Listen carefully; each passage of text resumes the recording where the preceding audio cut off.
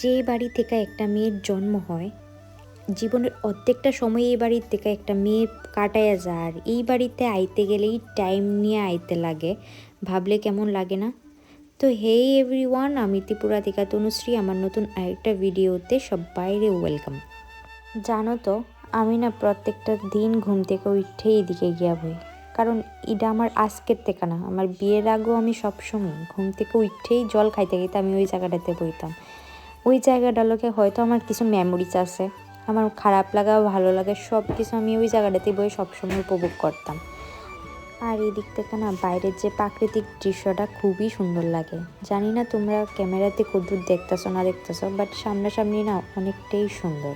তো যেটা কইতাম আসলাম, তোমরা সবাই জানো আমি বাড়িতে প্রায় 7-8 দিন ধরে আসি।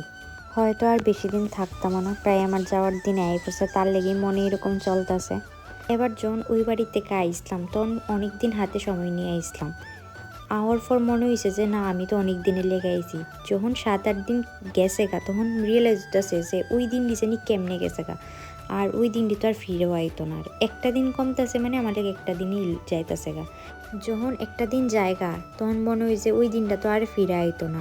কাশ এমন যদি হইতো যে রাত্র থেকে দিন না হইতো, দিন থেকে রাত্র না হইতো, এটাই ভাবি। যেহেতু ঘুম থেকে উঠতে আমার দেরি হয়ে গেছে, তো তার লেগে মা কইছে আগে সকালবেলা খাওয়াটা সেরে নিতাম।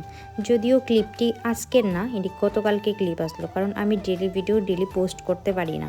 তো আগের দিনে ভিডিও পরের দিনে পোস্ট করতে লাগে। তো এই দিনকার সকালবেলার মেনু আসলো শীতল চাটনি আর পটল আলুর তরকারি। তারপরে আমরা মামায় এক লগে খাইয়ে নিলাম গল্প করতে করতে।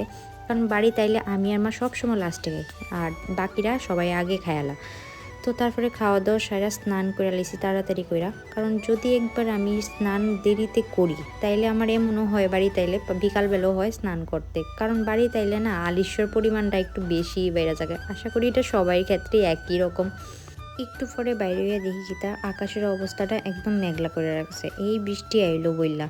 তো এরপর তো আমি আর তেমন কোনো ক্লিপ নিছি না। তো তোমরা কাছে আমার ভিডিওটি কেমন লাগে আমার কিন্তু অবশ্যই কমেন্টে জানায় যাও। বাই।